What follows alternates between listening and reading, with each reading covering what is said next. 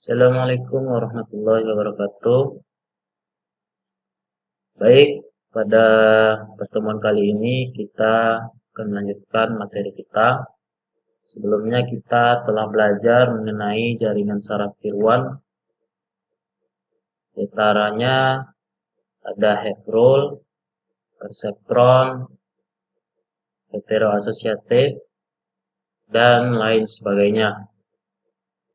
Dan pada pertemuan kali ini kita akan membahas tentang backpropagation.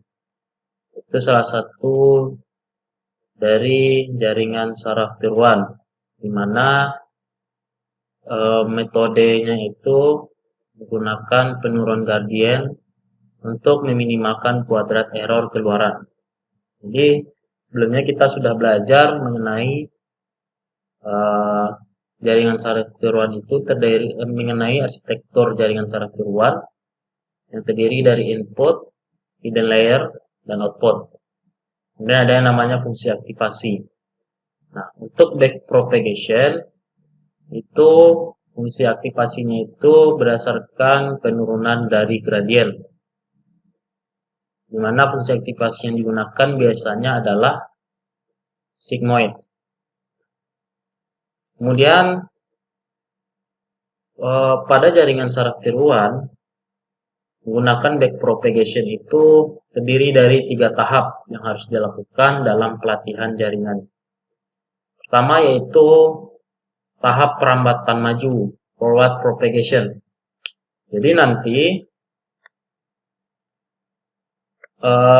nah ini bisa dilihat.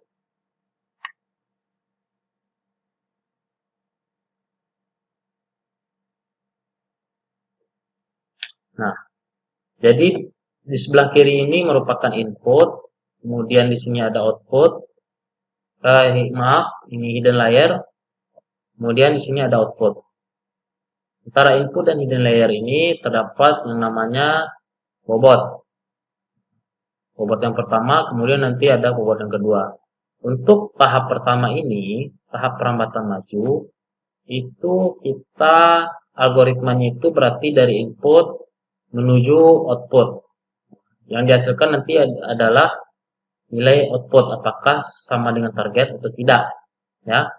Kemudian tahap berikutnya adalah perambatan balik. Ini dia back propagation. Jadi nanti dari depan ini setelah didapat outputnya, maka kita kembali lagi ke belakang itu untuk mendapatkan nilai error. Kemudian terakhir nanti adalah tahap perubahan bobot dan bias. Ini hampir sama seperti pertemuan atau jaringan saraf tiruan yang sebelumnya.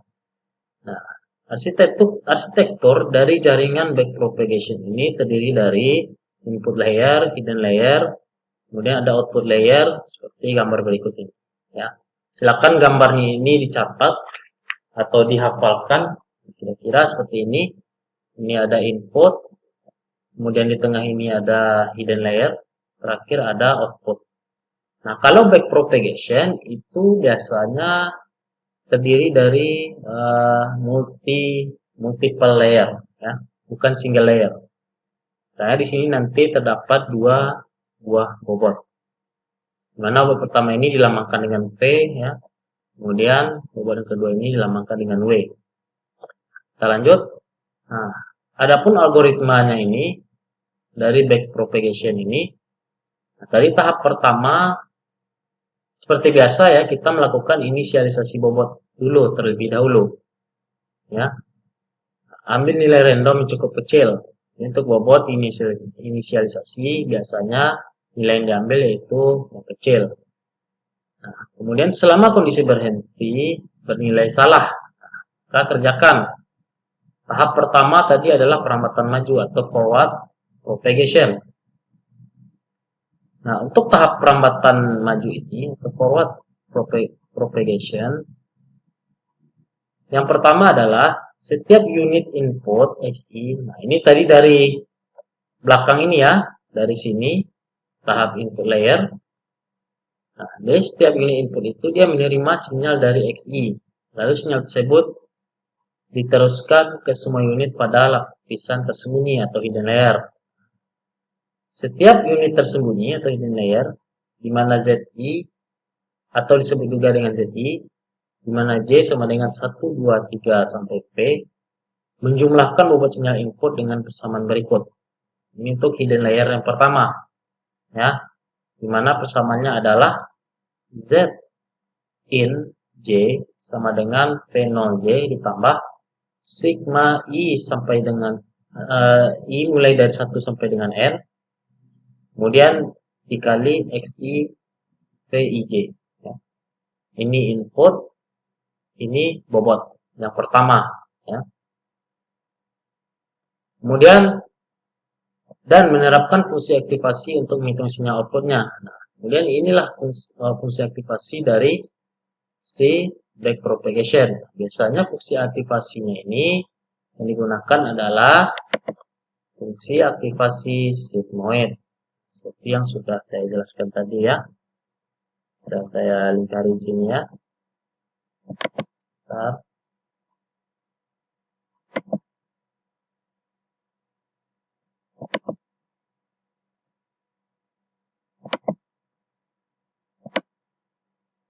Ini biasanya yang digunakan adalah fungsi sigmoid. Fungsi sigmoid inilah nantinya yang diturunkan nilainya. Bisa dilihat dari materi kita yang sebelumnya atau pada video sebelumnya mengenai fungsi aktivasi. Kemudian sinyal tersebut dikirimkan ke semua unit output. Kemudian, jadi dari hidden layer tadi, ya, ini dia akan menjadi nilai output, ya. Jadi menjadi nilai input, menjadi output. Nah, setelah output dia menjadi input. Hampir sama prosesnya dengan sebelumnya ini. Dia nanti nilai input ini dikali dengan bobot ini, maka diperolehlah nilai output. Itu. Jadi setiap unit output YK, di mana K sama dengan 1 sampai M,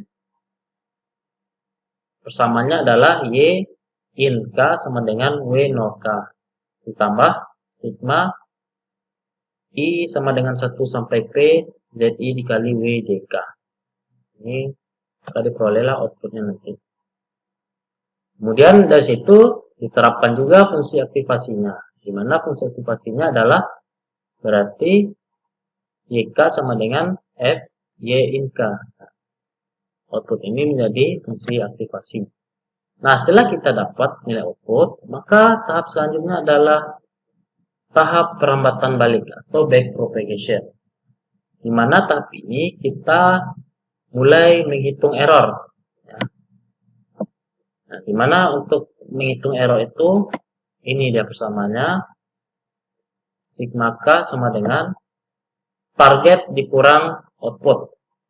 Atau biasanya realisasi dikurang ekspektasi gitu kan, terserah mau T saja atau Y saja boleh, tapi jangan lupa dikali dengan turunan fungsi dari fungsi aktivasi ya, aktivasi dari ini. Jadi ini kita turunkan nanti. Nah, setelah dapat nilainya diturunkan. Dimana F aksen adalah turunan dari fungsi aktivasi. Nah, kemudian kita hitung koreksi bobotnya. Dimana koreksi bobotnya adalah ini persamaannya. Ya. Koreksi bobot itu berarti delta W sama dengan alpha itu adalah learning rate. Silakan catat alpha learning rate. Learning rate ini nilainya antara 0 sampai 1. Biasanya yang digunakan itu nilainya yang lebih kecil, misalnya dari 0,1 dulu, kemudian 0,2. Nah, itu yang kita modifikasi bobot itu oleh nilai itu, sehingga nanti bobot ini yang kita modifikasi. Begitu juga dengan bias, maka nanti itulah nilai yang didapat untuk memperoleh error sekecil-kecilnya. Ya, kemudian begitu juga dengan bias, sekaligus mengirimkan error ke unit-unit yang ada di lapisan paling kanan. Nah, jadi data kita tadi dari output paling sebelah kanan ini ya, setelah kita forward propagation, maka kita sekarang menuju ke sini. Nah, kita sudah mendapatkan error di sini, ya. Error di sini. Sekarang kita masuk ke sini. Jadi back propagation itu dia mundur. Tahapnya mundur kembali. Ya.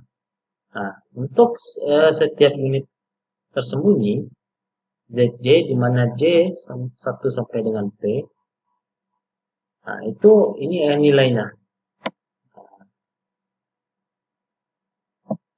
Nah, maka nanti diperolehlah untuk informasi error kalikan nilai ini dengan turunan dari fungsi aktivasinya. Nah, jadi nanti nilai ini ya dikali dengan fungsi aktivasi. Ini kita peroleh tadi dari sebelumnya. Z in J ini dia.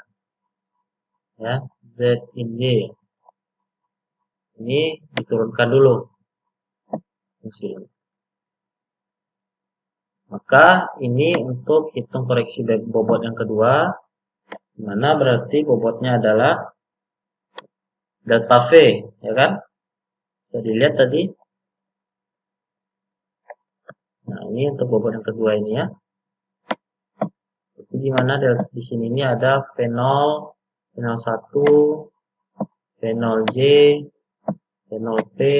Kemudian untuk di sini ada V011, V01J, V01P, seperti itu ya, dan seterusnya. Ini untuk koreksi bobot, ini untuk koreksi bias. Oke. Sampai di situ saya rasa cukup. Nah, kemudian ini terakhir adalah tahap perubahan bobot dan bias. Nah, sehingga dari situ, dari tahap-tahap tadi, kita bisa memperoleh nilai bias yang baru. Nilai bobot yang baru. Ini untuk bobot yang paling sebelah kanan, ya, anggap saja ini sebelah kanan ini, ya, di sebelah kanan. Kemudian ini bobot sebelah kiri. Nah, kita peroleh bobot baru. Di mana bobot baru itu adalah bobot lama ditambah dengan perubahan bobotnya.